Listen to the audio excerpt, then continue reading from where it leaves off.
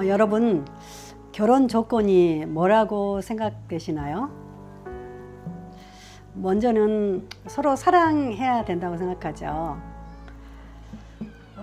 직업은 확실히 있어야 하고, 돈을 더 많이 버는 직업이면 더 좋겠죠.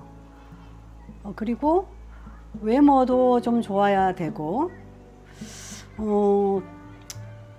키도 좀 컸으면 좋을 것 같고, 이처럼 결혼의 조건이 참 쉽지 않은 것 같아요. 특히 남자의 경우는 이제 어느 정도 집이라도, 전세 집이라도 얻어야 되기 때문에 더 사실 쉽지 않다고 생각이 들어요. 경제적인 조건 중요하죠. 참 무시할 수 없는 부분이죠. 그런데 경제적인 조건이 정말 잘 갖추어진 연예인들도 보면 왜 이렇게 노총각, 노처녀가 많은지 모르겠어요.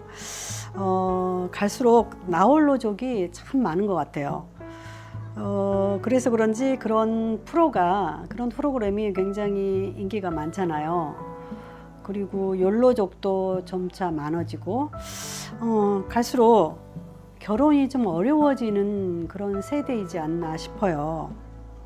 사실 예전 우리 부모 세대나 저희 같은 경우는 정말 많은 것들을 갖추지 않고도 참 쉽게 곧 결혼을 했었거든요. 혹시 이삭의 아내 리브가를 아시나요? 리브가는 한 번도 본 적이 없는, 만난 적도 없는 그녀의 남편이 될 한 남자를 만나기 위해서 정든 집, 고향 땅을 떠나는 모습이 성경에 나오거든요. 리브가는 어떻게 그런 결정을 내릴 수 있었을까요?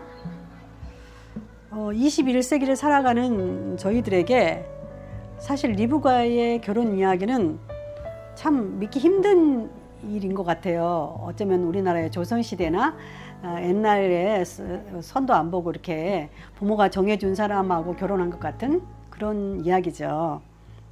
사실 리브가의 엄마와 오빠가 그 아브라함의 종의 말을 듣고도 딸을 보내기가 못내 아쉬워해서 리브가에게 이렇게 열흘 정도만 더 집에서 머물고 가라고 말하거든요. 그런데 리브가는 어떻게 말하죠? 리브가는 아브라함의 종과 함께 바로 가겠다고 그렇게 말하거든요. 저는 이 부분을 이렇게 보면서 무엇이 이처럼 선뜻 리브가에게 아브라함의 종을 따라가게 만들었을까? 그런 생각을 해보았어요. 왜냐하면 리브가는 그 남자를 한 번도 본 적이 없잖아요. 당연히 그러니까 사랑한 적도 없죠. 그런데 리브가는 어떻게 그렇게 자기 집을 떠날 수 있었을까요? 어쩌면 리브가는 이 결혼을 인도하신 분이 신실하신 하나님이심을 아주 순수하게 믿었기 때문이 아닐까요? 그렇게 하나님의 인도하심을 따라서 리브가는 이삭에게로 갔고, 결혼 초부터 이삭이 리브가를 열렬히 사랑했다는 그런 말씀은 아니지만 창세기에 보면 이런 말이 나와요. 그러니까 리브가와 이삭은 처음부터 뜨거운 사랑을 하지 않았지만 하나님이 맺어 주신 그런 결혼을 통해서 더욱 사랑했던 것을 알 수 있어요. 사실 오늘날 많은 젊은이들이 결혼을 하려면 외모나 조건이나 직업이라 여러 가지 것들이 좀 이렇게 맞아야 한다고 말하곤 하잖아요. 그러다 보니 이런 조건들을 갖춘 사람들을 찾기도 쉽지 않고, 그래서 그런 조건들을 가진 사람들을 만난다 하더라도 성격적인 면이나 또 다른 부분이 맞지 않아서 되게 쉽지 않더라고요. 특히 어때요? 나이가 들수록 생각이 많아지잖아요. 생각이 많다 보니까 결혼하기가 더 어려워져요. 20대 초반이나 20대 중반에 이렇게 큰 생각 없이 사랑하니까 조건 보지 않고 빨리 결혼해버린 그런 사람들을 제외한 30대 후반, 40대 같은 경우는 정말 결혼하기 어렵더라고요. 그런데 정말 이 뜨거운 사랑도 결혼하고 나서 어려운 환경, 어려운 상황, 어려운 처지에 부딪히게 되면 힘들어져요. 그래서 언제 우리가 뜨겁게 사랑했나? 그 사랑이 때로는 어디론가 사라져버릴 때가 참 많거든요.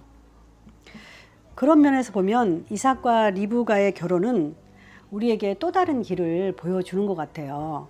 그러니까 결혼의 유일한 기초는 두 사람이 매우 뜨겁게 열정적으로 사랑하는 것만이 아닌 하나님의 손에 이끌림 바 되는, 그래서 그분의 인도하심이 필수 조건으로 따라야 한다는 것을 알려주는 거죠.